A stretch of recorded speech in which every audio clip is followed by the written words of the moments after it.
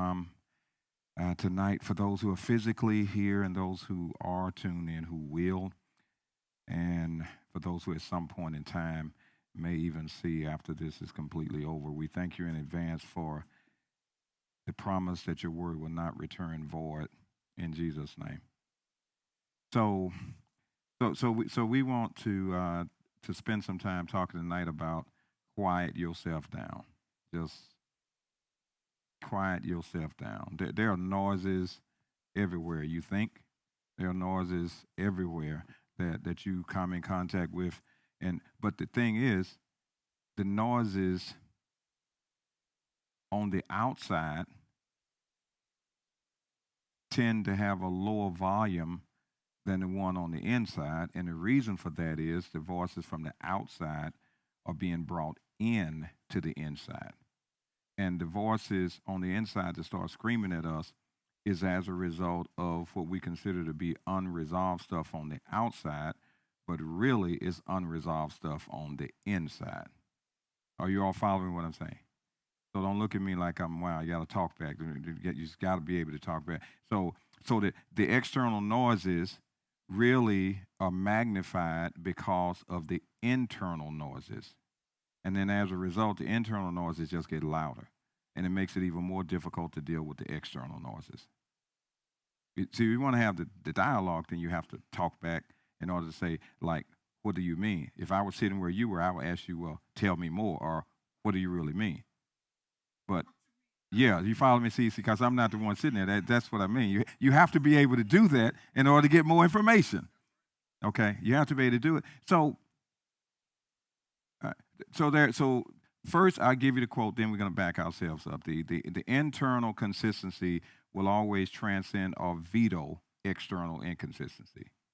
It has the veto authority to override and get you to another place. So that being one. So you say, well, okay, well, how do I get there? How do I move from all these things? Because you may have 50 decisions that you have to make, and you're trying to determine which one comes first. Like, how do I go about doing it? I've got this to deal with. I got that to deal with. I'm thinking about this person. I'm thinking about that person. I'm trying to work my way through all of that. Does that sound familiar? Okay, so therefore you have to. I got this to do, that to do. I need to do this one. I don't know how long I need to do it. What's it going to take? Which one should come first? Yes, sir. Can you repeat that quote? The internal consistency will. Yeah, always... the rain in Spain remains the same. No, that's not what it said. But so internal consistency will override or veto external inconsistency. It has the authority to veto it because or let's use the word instability. The external instability is overridden by internal consistency because we see it as being something unstable around us, and something unstable makes us uncomfortable. And we don't feel like we're managing it very well because it's almost what's coming next. Or you'll find yourself, I hope this does not happen, or I hope that does not happen. So now you become a speculator. And in becoming a speculator, you build in all these contingency plans for just in case if this goes this way, if that goes that way. Is that a life? That a life? Do you find yourself there? Don't look at me, talk to me. Use your voices. So if it's real, the more you say it, the deeper we go. But you have to say it in order for us to go deeper with this. Okay, so come on, Mike. Okay, so DeJuan, make sure you stay up this way. Hello, so you can everybody. see back. You mentioned having a plan if things don't go the way you expect them to go. You're trying to come up with what are you going to do in case I don't have that. Is what Okay. I'm saying. You're saying you I'm want just one. Look. Okay. I don't have a plan. Okay. Okay.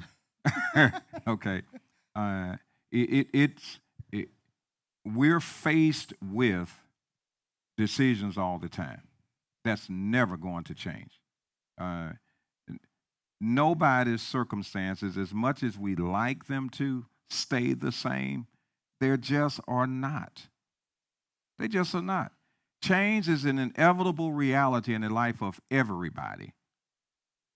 change. It's inevitable. The issue isn't change, it's how do you respond to it. It's how do you respond to it. The issue isn't the change, it's how do you respond to it. It can break you, make you better, or create a disaster. Change is inevitable. Nobody is immune. It is going to happen. As much as your greatest celebration, you say, "Oh, I don't want to leave from here." Well, Jesus had to deal with that with his disciples when they went on the Mount of Transfiguration. I'll let you find the passage, and he said, "It's good to be here. Let's just build tabernacle. Let's just stay here." They did not want to leave because they wanted to keep on. When you're eating your favorite dessert, you don't ever want it to run out, but it does. You can lick the plate, lick the spoon, lick the fork, all that you like, but it goes. It still is gone. When it's gone, it's gone. And it doesn't matter how much you keep trying to remind yourself about how good it was. When it's gone, it's gone. It's just gone. It's just gone. So the change is inevitable. But human nature is to not like change. It's to want, just leave me alone. Let it just stay like it is. Don't move anything. Let's keep it going like this later today. Let's make sure it's the same way tomorrow. Just don't be messing me up. I just want it to be what I know it's going to be all of the time, and I'll be good. The unfortunate thing is that's just not the way that it is. You can stay in that dream world, but it's a nightmare. Because it is that. Oh, I'm so glad. See, she got on in here anyway, And so, but it's a nightmare.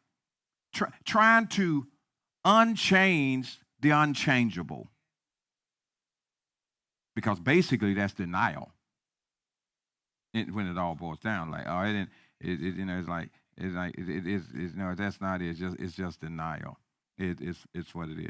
So before we go any further, are there any questions or any other comments that you have? Because we really want to be able to do this. Just kind of help us out like right now. We've dropped a lot out here now, so let's see if there's something you want to dig a little bit deeper on. And, somebody could dig a little bit deeper out there online, send it, and we're going to deal with any of the questions that actually come up as well.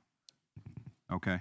Okay, so my question is, as I was listening coming in, we were talking about planning, having a plan.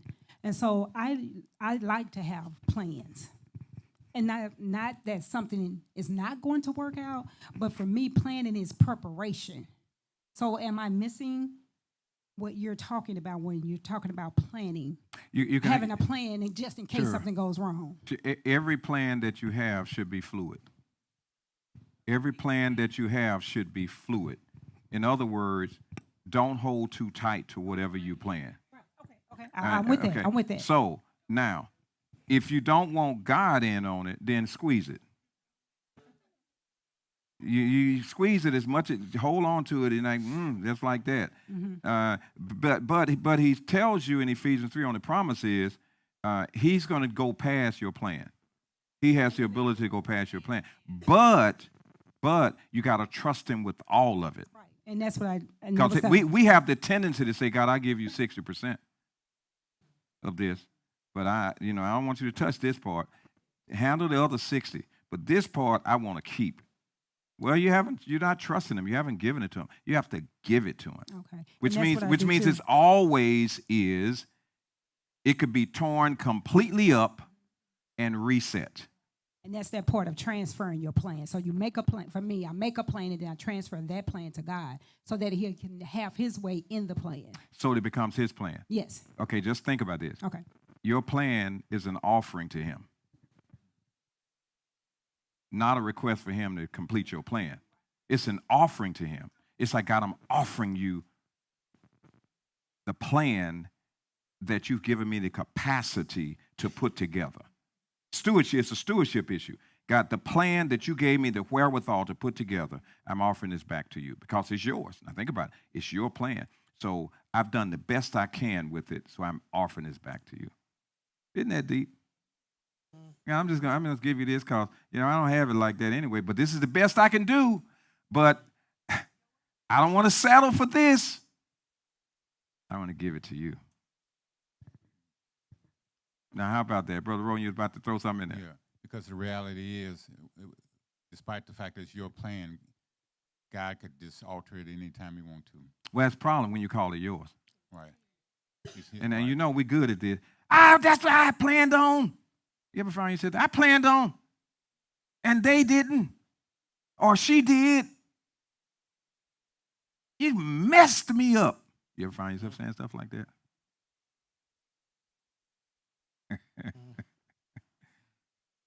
Just keep on frustrating yourself. It's a great day in the morning. No, but great day. Yes, sir. What we're discussing tonight is almost a scenario that I go through sometimes when it comes to getting projects for the company.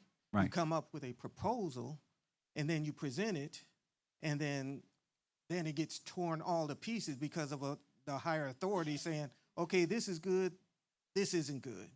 But in the process, you don't know where it's going to end up, but you have a basis, which is your proposal to what you give to your customer. And then in the end, the higher authority, which is the one that has the money, will say, yes, I like this, but I don't like this. But really, I like the way I did it. No, you can't go at that customer with that. Now you could. Yeah, you could, but there's repercussions. That repercussion. Yeah, That repercussion. You may no longer be working. exactly. Right. Right. You know, it's that call. Now we know how to do that one when it comes to pay. Right. But when it comes to God, He's such a loving God and such a gracious God and such a forgiving God and a know my heart kind of God. So I just throw stuff at Him all day long.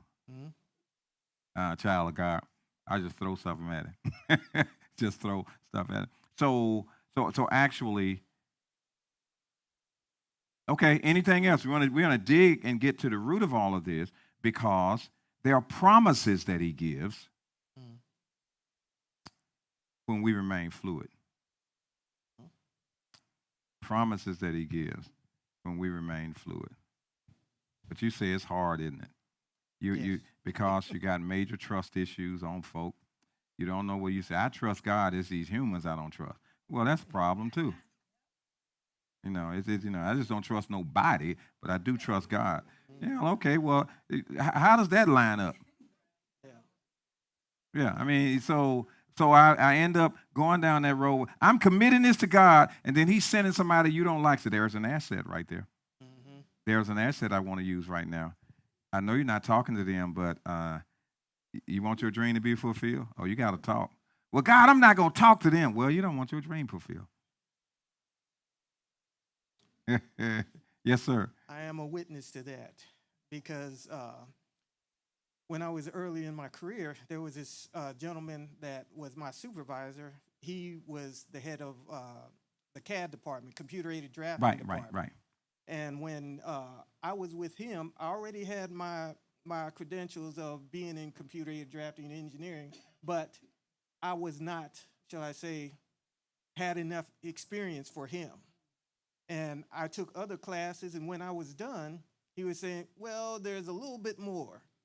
And I signed it, and then he signed it, and then this other date came up, a semester went by, took another class. Well, there's a little bit more.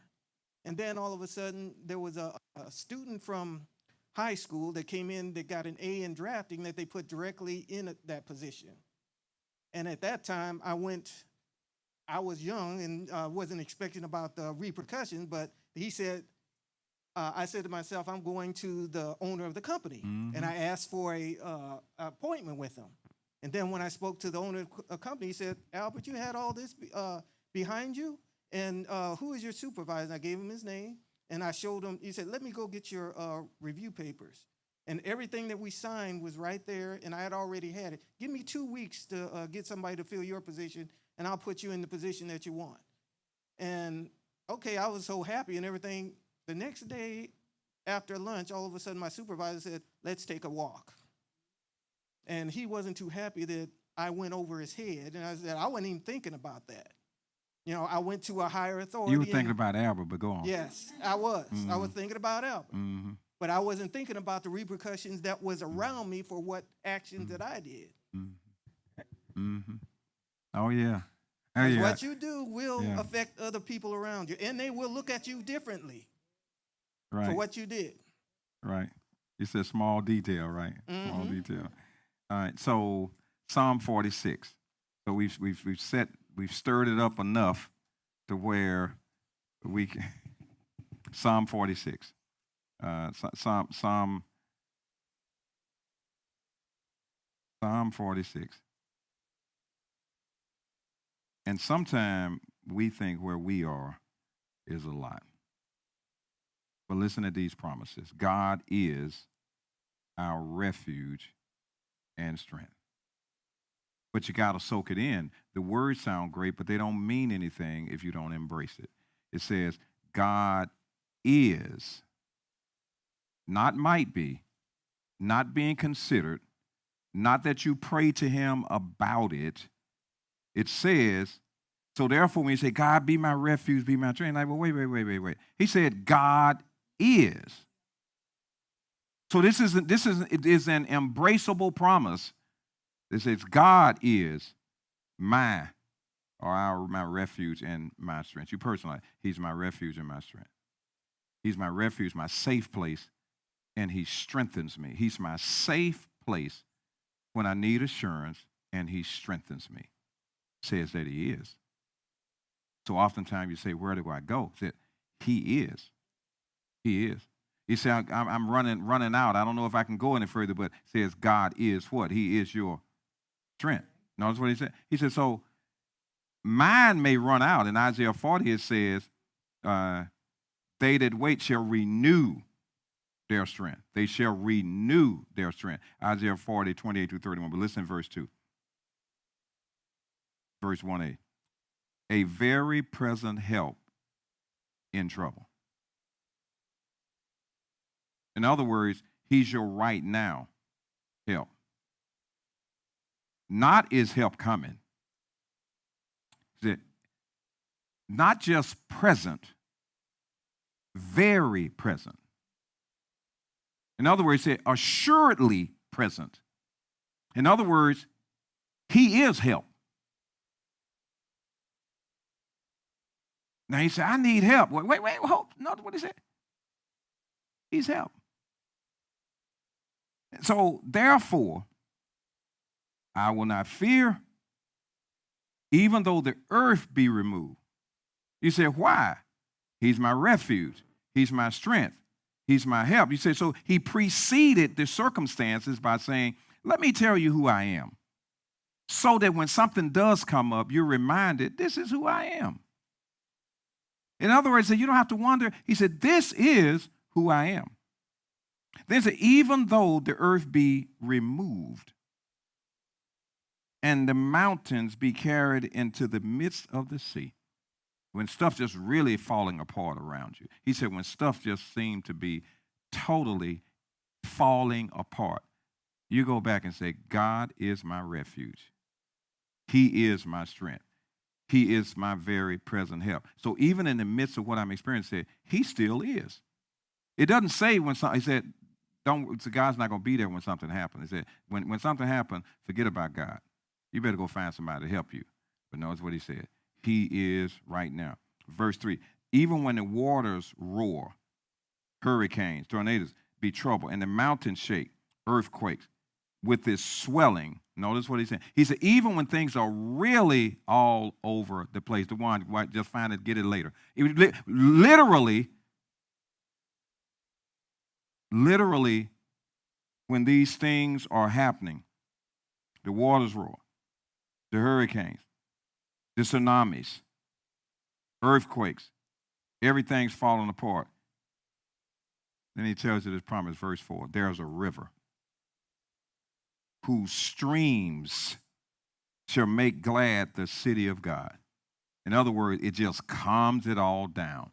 He said, you got all this other stuff going on around you, all this other stuff. He gives us a picture so many times when people are experiencing calamities and somehow you're not touched.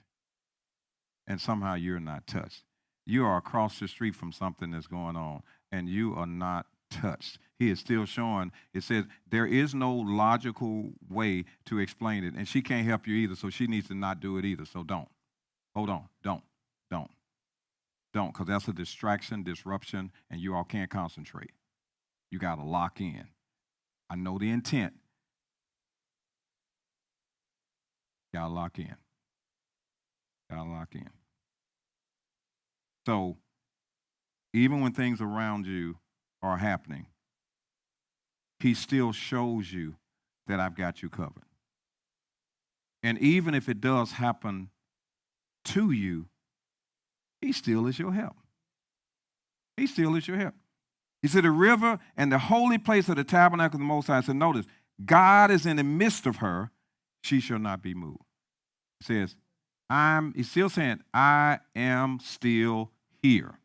I'm still here. He said, I'm not gone anywhere. I'm not going anywhere, and I have not gone anywhere.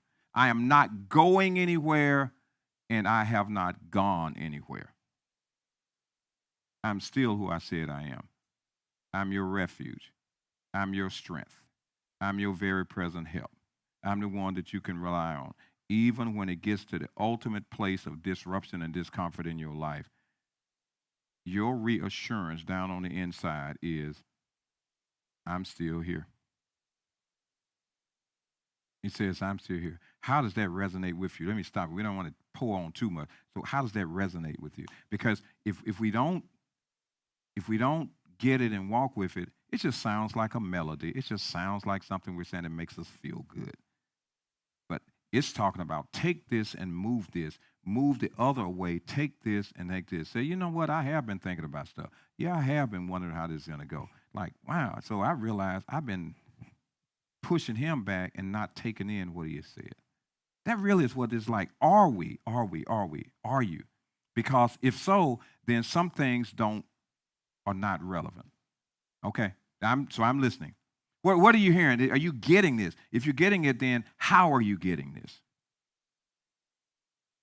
For me, Pastor, it's like a great sign of hope and optimism, knowing that when the troubles come, when things go haywire, as we were mentioning, that I can pull that scripture back out and anchor myself to it, as we should to scripture. So for me, it gave me a sense of optimism and hope. And it's like I thought about like a firm foundation, because I know that that's what God is for me, a very present help in trouble. And it's real. What's happening is real. Yeah. It's real. Yes, sir. Yes, me, myself, I know that to be true. It's something when you could hear it, but when it actually happens in your life, you can really appreciate God at his word, because a lot of circumstances that I dealt with this year, and I just, Lord, I just told God, I'm dependent on you, told everything to get me through everything, and he just did. So, gotta pay it.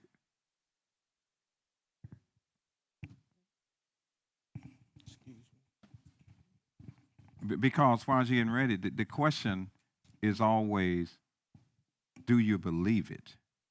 Or are you hoping? Which is not the same thing. Do you believe it and in anticipation of it, or are you hoping that he doesn't let you down? Those are two totally different scenarios now. Yes, ma'am.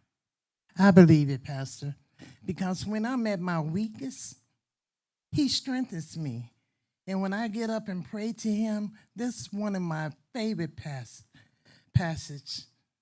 He is my refuge, because he lets me know, I woke you up this morning. And all I can do is just start my day and be thankful and grateful and give him what he's due. Okay. All right. We're going to dig you all a little bit more. Now, you heard what she just said? Okay, go on what she just said. All right. Now, I know when you need to go deeper, I'm going to say something, right? All right. We don't need to chase God down when something comes up.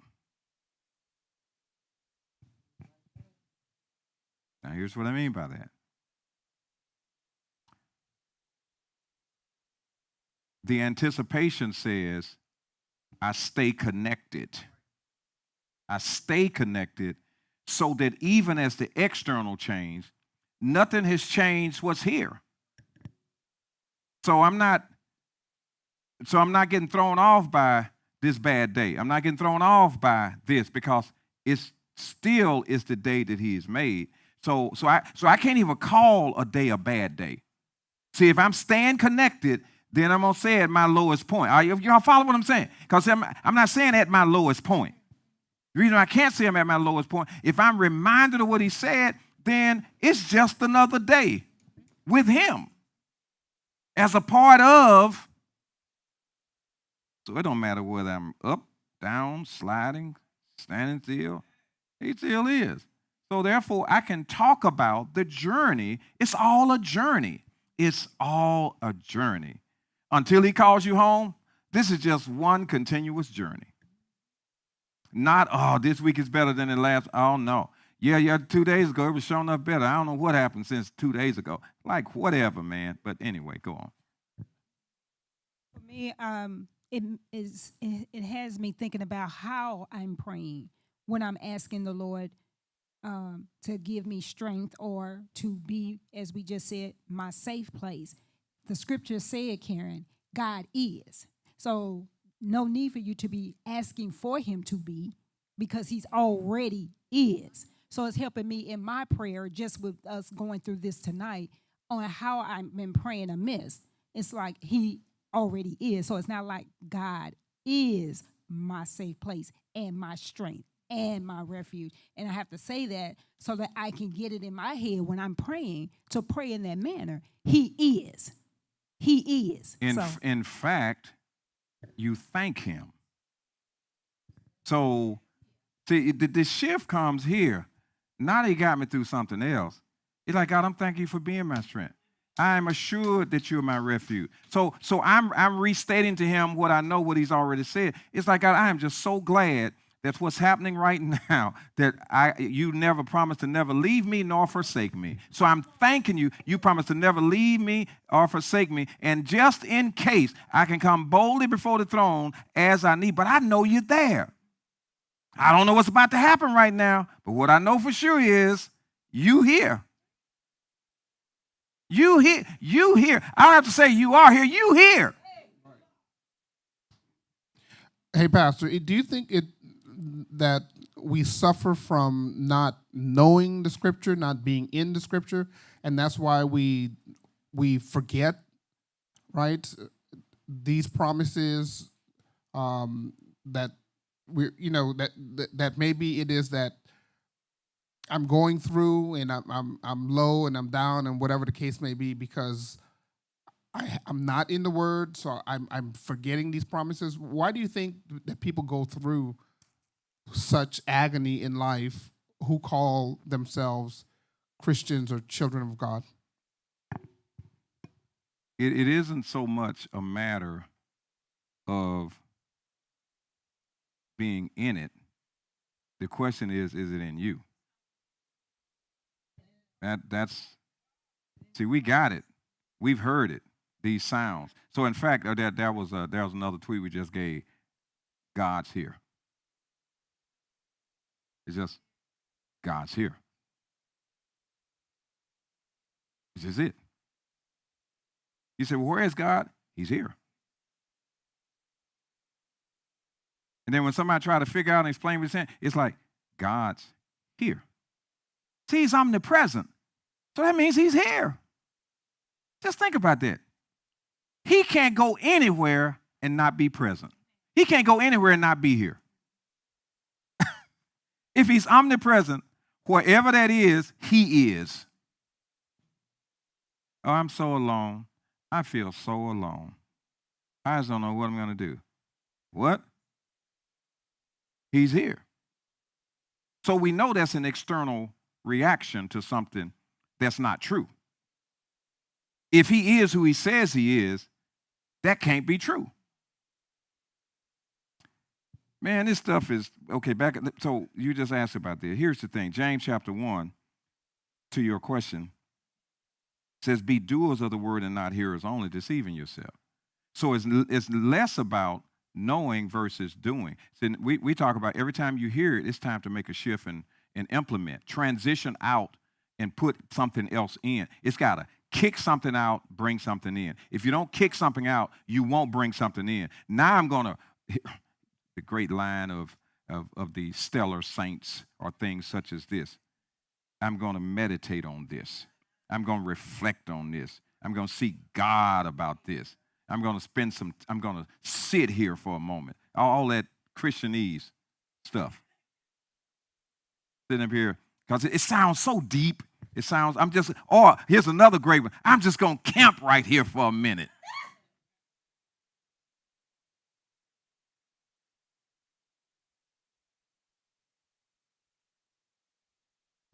You camp in the woods. You take a tent. You do other stuff. I'm going to camp right here. Okay.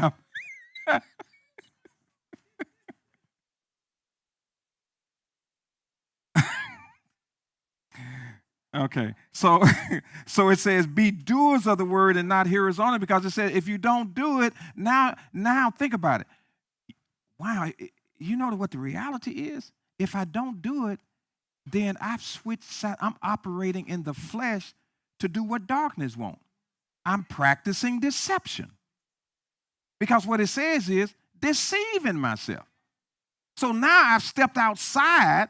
I'm going down another road. I heard it, and I didn't shift out. I didn't push out what was not there and put this in. It's like somebody running low on blood, and they say you need a transfusion, and they've got the transfusion ready, and you say, I don't think I want it.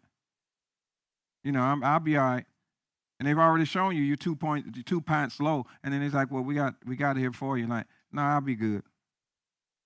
And so when they die,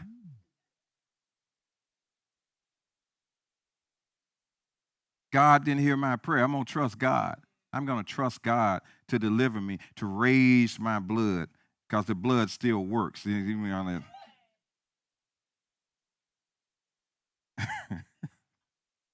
Yeah. So verse 23, so if anyone is a hearer of the word and not a doer, it's like a person seeing themselves in the mirror and then walks away as though they did not see what they saw. So it's less about, it's did I hear it? And when I heard it, did I do something with it? It's like right now, we've heard enough to dig and have a makeover, to have a serious makeover, to say, it's some stuff I need to throw away forever. It said, I can't do that anymore. I've been sounding like I don't know him. Then, but it says the one who hears it and does it, this person, here's the promise, this person will be blessed in what they do. So here we are in pursuit of, God, bless me, Jesus, bless me. Oh, give me, let my ship come in riding down the street. I saw it the other day. But Lord, let it just come on down in there. Let it dock right beside me where I can walk in and out and grasp and grab and pull and take and everything. And he said, well, you forgot, didn't you? You didn't. So it's like, no. So back to Psalm 46. Because he said, it doesn't have to be like that. He said, he is our present help. So anything else? Anybody else? And we should be having a lot more dialogue than we are right now. It should be a lot more aha moments. It should be a lot more, oh, I got this. It should be a lot more, oh, yeah, this is what I'm going to do. Has anybody gotten something enough to be able to say, here's what I'm going to do with this? With what I've got now, what I'm going to do with it. This is what we talk about. Yes, ma'am. It forces me to change that word. Well, I have to acknowledge that I'm guilty of hoping that he'll be there instead of believing, and also chasing him down and not acknowledging that he's already there. So I need to do some adjusting. No. Have you? It's like now. It's now. No, it's like right now. Right. Well, yeah. Okay, so that's what it is. Not like I need to do. It's like I'm doing it. I'm not going back down that road. Correct. That's what that means. Like, you know what? I'm not chasing God because I can't chase who's already here. I can't hope for God when he's already said I'm already these things. I can't go looking for him when I think I need him, when I need him all the time. So therefore, I'm not trying to get on his schedule. I'm not trying to schedule an appointment, because I might have to stand in line. I hope he hears me this time. I do know how I go. God, I know I haven't talked to you in a while, but it is me. I'm coming back in here, God. I told you I was going to do better. I didn't do better this time, but God, will you give me a break this time? So that be the deal. So that, yeah. So that is it. All right. So anything else? Anything? Anybody else? Takeaways. I'm asking for takeaways. What do you have? What are you doing with it? That James passage is about as powerful as a passage you can come across. Being hearers, not to be hearers only, but doers of the word. The doers. I mean, if not doing, hearing don't help you. And although I know a lot of scripture, but as I hear it, continue to hear it, and know what it means. You got to do. I have to do it. And it won't help me if I don't act on it. I mean, immediately, not down the line when I hear it. Now, you really don't have to do it. You really don't have to do it. You can still not do it. It's just gonna cost you, but you don't have to do it. You can keep on bumbling around if you like. It just will cost. Right. I don't want to pay the price. Yeah, well, it will cost. Has anybody got a hold of something that says, I got this and here's what I'm doing different? Because once you say something, it helps others to hear. That's what provoking one another to good works is. Oh, I got that. Here's the shift. Here's what this does for me. Here's what this does for me. Anybody, everybody. The name of this song is I Got a New Attitude. No, forget that. Here, back over here. God is in the midst of her, verse 5, Psalm 46. God is in the midst of her, she shall not be moved. God shall help her. Just at the break of dawn. And notice, the nations raised, the kingdoms were moved. He uttered his voice, the earth melted. The Lord of hosts is with us. The God of Jacob is our refuge. Notice he's saying, when calamity, all these things going on around you, he says, hey, listen, you name it, you call it anything that you want to. I'm still here. Whatever you're facing, whatever you're dealing with, he says, I'm still here. So the only way that you're uncomfortable, you got to move from me.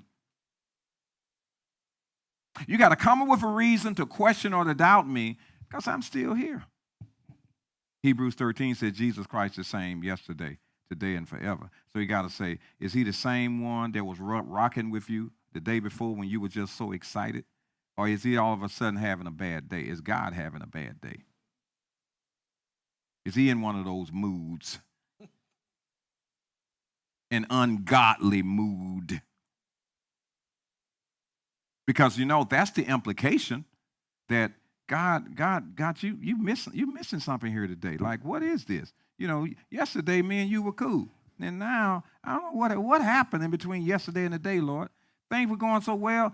I'm not feeling too good. Somebody else showed up again. I didn't want to see. I didn't see him yesterday. It was great. He said, God, what's up? What's up with that? He said, well, I'm still the same. Verse 8. Come, behold the works of the Lord, who has made desolation in the earth. Now notice what he does, verse 9. He makes wars to cease to the end of the earth. Every time they have these wars going on, you look up and some of them stop. Some of them just stop. Well, I guess you say, well, some of them still going on. They are going to stop one day. But what he did is, he stops them. He stops them. Something else may start, but he stops them. Notice, he breaks the bow. He cuts the spear in two. He burns the chariot in fire. In other words, he's showing that when God intervenes, all the weapons are less than adequate. Just like this situation in Ukraine and Russia. And then America is talking about giving some help and support while they build up some other type of artillery. In spite of what it looks like, when God is ready for that to end, it's going to end.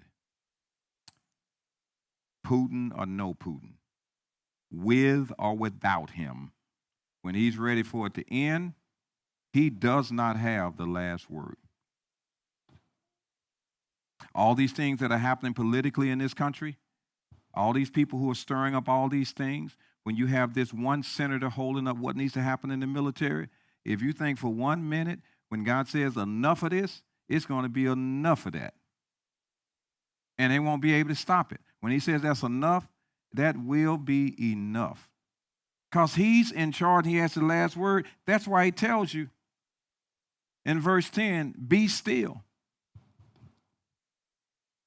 In other words, he said, don't get nervous, don't fall apart, don't be shaken, don't get thrown off. Be still means quiet yourself down. He said, chill. He said, all these things around you, I have not moved. So then after he tells you all of that, then he comes to verse 10 and says, be still and know. In other words, be convinced, be reassured. Don't question, don't wonder. Shout it out. I am God. I will be exalted among the nations. I shall be exalted in the earth. Then he comes back again and said, the Lord of hosts is with us. The God of Jacob is our refuge. He says, be still. In other words, watch what I do. He's saying, watch what I do. So if you know how I'm going to operate, then should you be shaken by all these things that you can't control? When I'm ultimately the one in control. Now, if you trust the one in control, then why should the things that are beyond your control bother you?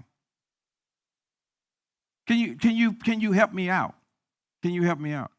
If you trust the one that's in control, why is it that things that you can't control bother you when they're still in his control?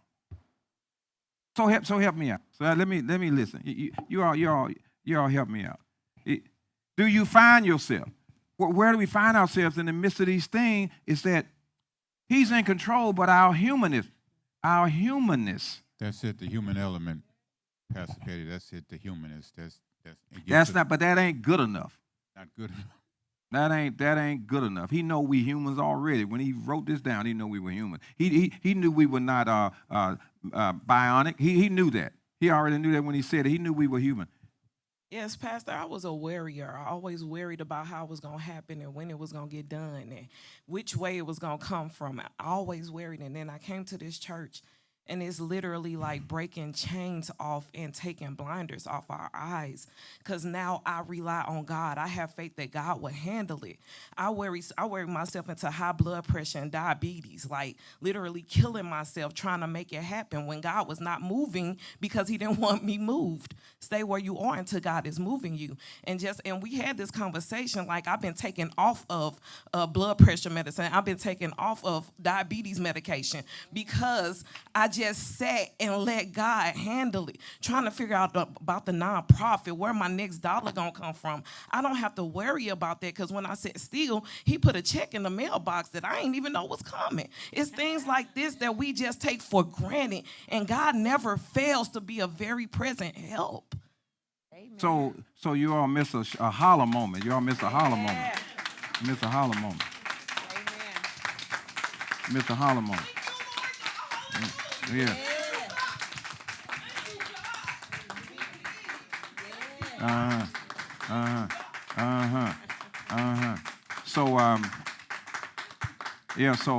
So I'm on PayPal, Zelle, Cash App, Venmo. I'm on all. I'm on all of. Now here's the deal. I heard you say chains. Are there any more chains left that can come off tonight? Then name it, and that thing will come off tonight. Because what we're going to do, we're going to tell you what his word says. Because the chains are removed when we replace the word for what the chain is, because the truth frees it. So whatever it is, God said, oh, I got an out for you. He says, I got an out for you. I want to be comfortable being uncomfortable. Oh, okay. All right. Now, are you sure? I have to ask Hold on, before. maybe I should. Huh? Okay. Are you sure? I'm just saying before we go there, I just need to. Are you sure? Let's go. Okay. All right. Let's go. I came this far. Okay.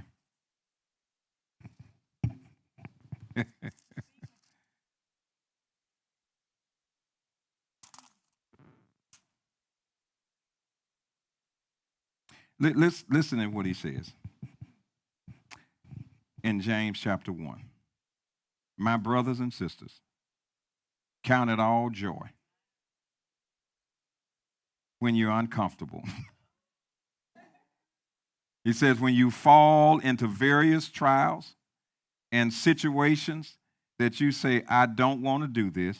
I don't want to go through this. Why is it happening to me? I have not done anything. I shouldn't be dealing with this. But he says, count it all joy, knowing this. The reason that you count it is because it is the trying of your faith that will produce patience. In other words, there is no shortcut to patience. The precedent for patience is adversity. It's uncomfortable situations. It is deprivation. It is disappointments. It didn't quite go your way. It is people talking about you. It is being overlooked. It's people taking stuff from you. It's all of that. And that's just the start. So let's just say that's just the start. But let patience or cooperate with the adversity so that it can mature you. You cooperate with it. Like, okay, let's see. Cooperate so that as a result, you will mature and you will not miss what he wanted you to learn. See, all these circumstances and situations, they're school. They're spiritual school.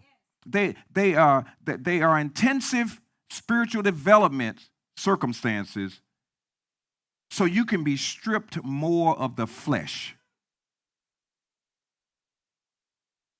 Because he says, I have to get you to this point where you're just going to have to wait. You're just going to have to wait. He says, I'm not a microwave. I'm not instant popcorn. He said, we don't do it like that. We stew it. We crock pot it to get you to a place where you might smell it and think it's ready, but it still isn't ready. You can tell why the crock pot is going. You think it's ready, and it still isn't ready. You go in and sample it, it still need a couple more hours. And you was like, wait, this sure doesn't smell good. I can't wait. You will have to wait. And that's how God does it. He gives you a glimpse of what he wants to do, but he says, not yet. And when it's something you want too bad, he says, not now. He says, you're too anxious about it, and your focus is too much on it, so I got to strip you some more to where you'll look, Hebrews 12, look unto Jesus, the author and finisher of your faith, who for the joy set before him endured the cross, despising the shame. That's why you work through adversity, because it said, looking unto him to say, because on the other side of the cross was where the victory was. It was on the other side of the cross was the Calvary was the cross. The other side of the cross was in the grave for resurrection to occur. The cross preceded the resurrection. We want to leapfrog to the resurrection and bypass the cross. There's a hymn of the church that says, must Jesus bear the cross alone and all the world go free? It said, no, there's a cross for everyone and there's a cross for me.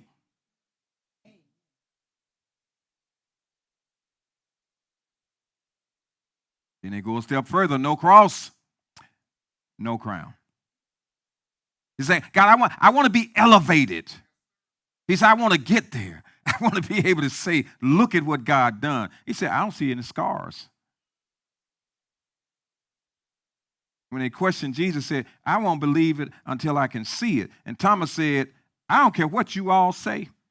I'm going to have to touch that hole in his side, and I need to see the hands in his head. And so what he said is, the scars are evidence that I've been resurrected. Did you get that? It said that there's another one. The scars are evidence that you've been redeemed. The scars are the history of victory in situations that God has grown you through, is evidence that you've been promoted. Promotion is reflected by scars.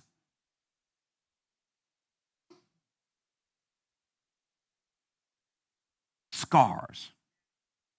Because it showed there were wounds, that healing took place, and it didn't stop, and you just kept on going. And you're not trying to hide the wound. The thing is, you're not trying to hide the wound. You don't mind telling about the wound. It says, were it not for these wounds, you wouldn't see me the way that you see me.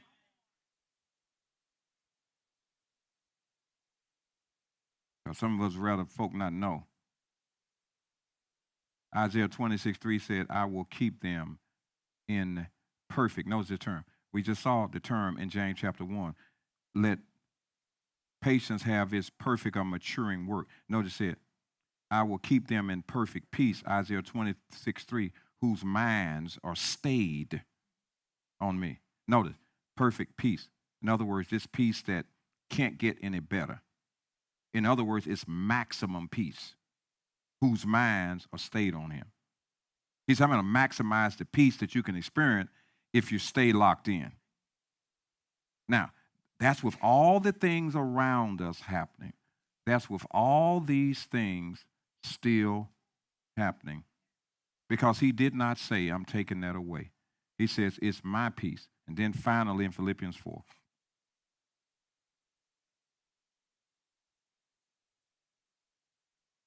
There's a way to get it, and there's a way to keep it. And there are reasons that it leaks. There's a way to get it, way to keep it, and you can leak until you don't even know that it's there.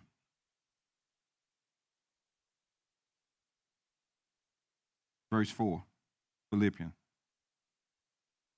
It says, rejoice in the Lord. Always. Always. Whether times are good or bad, happy or sad. Always. Early in the morning, even though you haven't had your, quote, coffee, still, that's a time to rejoice. It says, this is the day that the Lord has made. It says from the rising of the sun. So in other words, when you first get up, it's rejoicing. As the day goes along, it's rejoicing. When it's time to retire, when your eyes can hardly stay open, it's still rejoicing that you made it through another day. So in other words, he said, rejoice in the Lord always. And then he said, you didn't hear me? Again, I say rejoice. He said, so whenever he repeats himself, whenever God repeats himself, he said, this is important. Then he says, how you live, other folk ought to know it.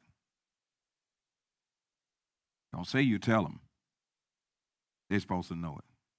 Well, how would they know it? They see you. They see you. They see you. Then verse 6, he says,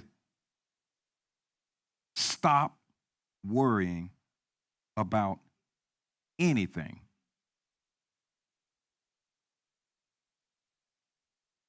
Okay, now, so what's your anything? Whatever that name is, whatever it is, that's anything. Whatever it is you're worried about, it falls into the anything category. So he said, stop it. Stop it. I won't forget, she's gone on to be with the Lord now. She was a pioneer, and she had this goddaughter. We was working together. Goddaughter came, and she was in tears, and she was just crying. She says, stop it. Drop those tears. You got too much good going on for you. Stop that crying. Those tears went right back up to her eyes.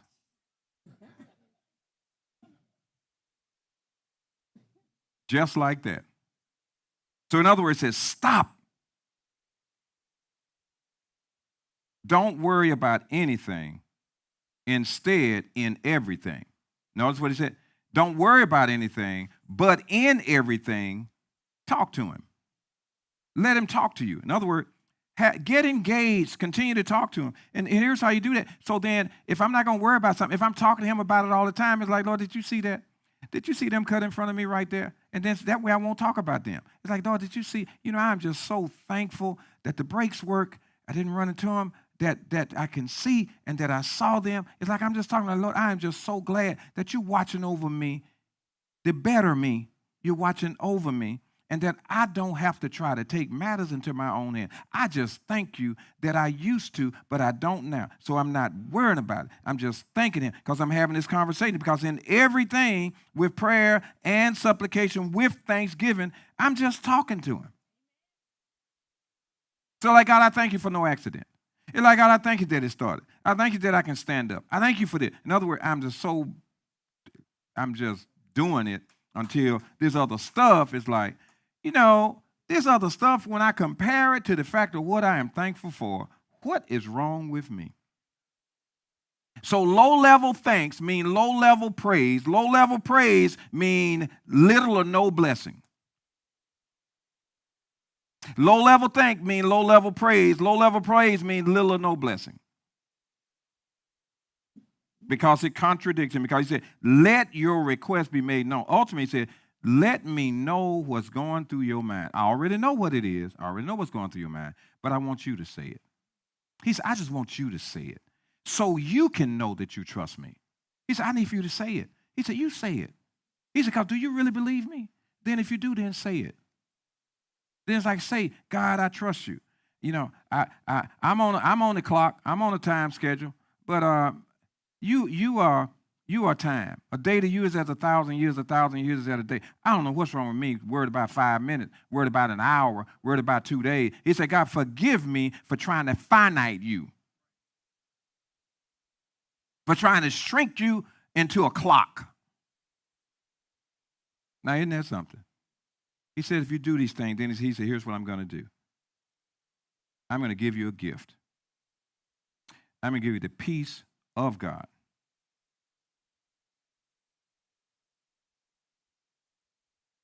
In other words, that you will not be able to explain. All you will know is you're at peace. That you don't even have words to explain it, because all you know is, wow, like, all I can tell you is the peace of God. I can't give you a reason as to why, because in the natural realm, I shouldn't be feeling like this. Because it's too much going on around me, and you know it. I should not be experiencing it, but all I can tell you is it's the peace of God, which I don't have words to explain, but I am so glad. And I want you to know that promise is available for you too. Well, I guess you say, well, how could that be? Because he's already given us, he's already told us, rejoice in the Lord always. And again, I say rejoice. Let people see how you live. Don't worry about anything, but tell him everything. You have prayers of thanksgiving. You intercede for other people. And then he says, I want you to receive this gift. He said, but you can't get the gift unless you do these other things. He said, the gift follows rejoicing. The gift follows not worrying. The gift follows telling him everything. The gift follows interceding. It's thanking him. And then he says, I want to give you this gift. He said, this is the gift. And then now he says, I'm going to tell you how to keep the gift. Because you can lose the gift. You can lose the gift. But he says, here's how you keep it.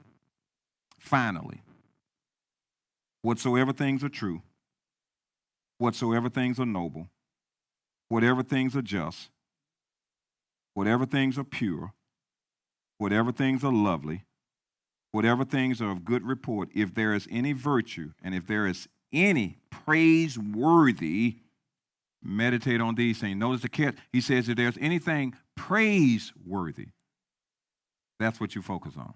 If there's anything praiseworthy. Now I got to ask, does your mind take you down garbage lane? Do you find yourself visiting the dumpster? That's not praiseworthy. Because what happens, he says, when you do it, you spring a leak. When you spring the leak, that peace of God that you had is gone, and you start wondering, oh, I was feeling so good. I was feeling so good. And all I got to do is say, well, what you been thinking about? Oh, I was just feeling so good until I thought about so-and-so. He said, peace is zip. So now you got to go back to the beginning, start all over again because you sprung a leak, and you can't stop the leak unless you go back from the beginning and re-enter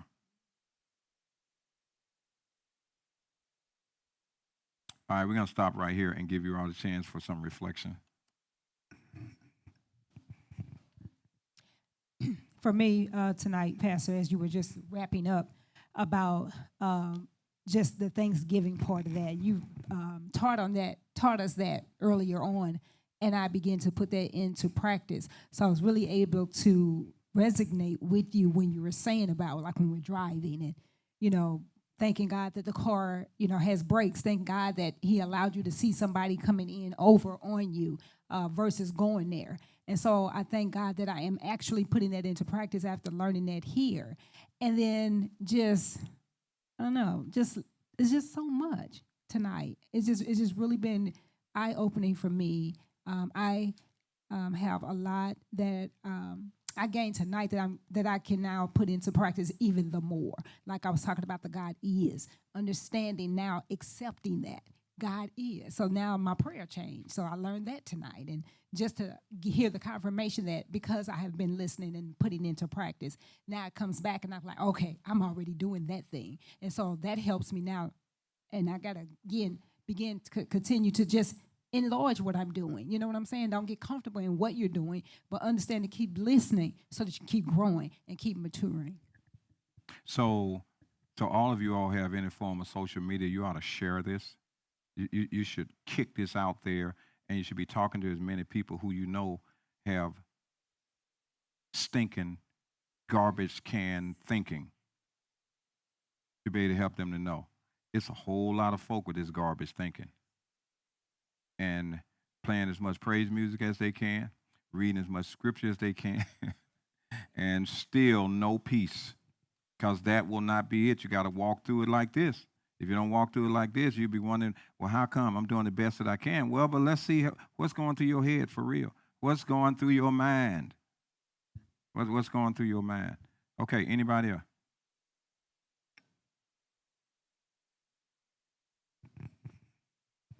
Mm-hmm. So yes, sir.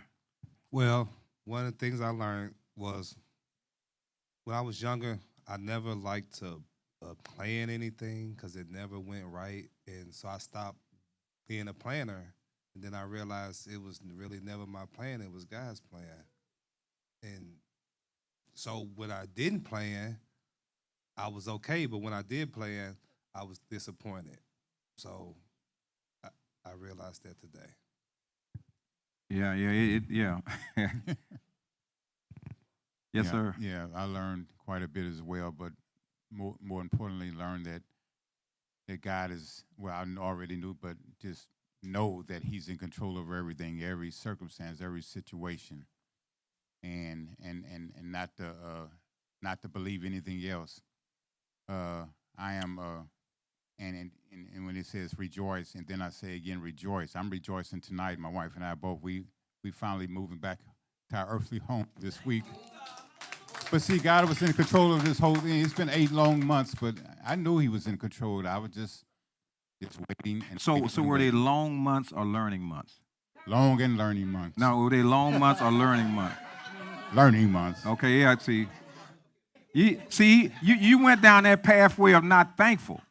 I'm very. You follow what? Yes. Just so you know, that's great. But do you understand what He did? Even when you called it displaced. So here's to help us. You really were not displaced. You were in transition.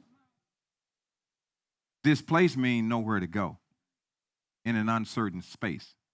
You all knew from day to day where you were going to be. Right. And you were covered. Amen. It's totally different. You want to think about the people who the weather circumstances, they have nowhere to go. They're in shelters. It's a whole lot of things. So it's been a growing 8 months. Yes, it has. Yes, sir. So you can thank Him. Rejoicing. Yeah, so you can thank Him. Yeah. I know you like to use words like long, but that's all right. Just kick them to the curb. Because do you know it could have been 8 more? Yeah, it could Okay, be. now you follow me. It could be 8 more. Right. That's why you punctuate it. Pastor, you said something earlier about what you're talking about right now. You said our life is a journey. just a journey. But the part I was reading something today that you sent us, and that liar used to speak to me a lot. I was filling my head with the liar, the king of lies. And once I stopped listening to the liar, that joy came in. So I'm done with the liar that tells me lies all the time. That liar. Okay. So I'm actually driving a vehicle that the license plate is well past what it should be, June 27th. So it still has a temporary thing. So I'm in another space. So, but let me just kind of explain. I want to hear this. Oh yeah, it's great. You know, see, so here's the deal. And there's nothing at the moment I can do about it because I can't apply for title until the title is cleared coming from another state. And so therefore it has never cleared, which means they can't give it to be able to register. Are you following it? So it says June 27th on the plate. Now, haven't been stopped. I'm just talking about not being concerned. Haven't been stopped. None of this is going on. And I went to the dealer and I said, you know, it's not there. We said, we can't give you any more temp plates because they can only issue them one time. And that's exactly what it is. They can only issue them one time. Although they know the scenario is what it is because it's got to run back through. Then at the same time, what they said is, if by chance you get any tickets, bring them to us and we'll pay them. Okay. But it wasn't a concern. I didn't even look at it because it's just giving you some idea. God watches over, even in the midst of, and I'm not driving like, I'm just doing what I do and just here I am, stop me, whatever, because it doesn't matter. It's too many other things to focus on that he's doing than to get distracted. So you count it on, it's a necessary situation in order to continue to go, or I would not be able to tell you about this in this whole context tonight. Because God is sovereign. And he's help. Not only is God here, God is help. Okay, anyone else before we wrap? And he just spoke. He just spoke.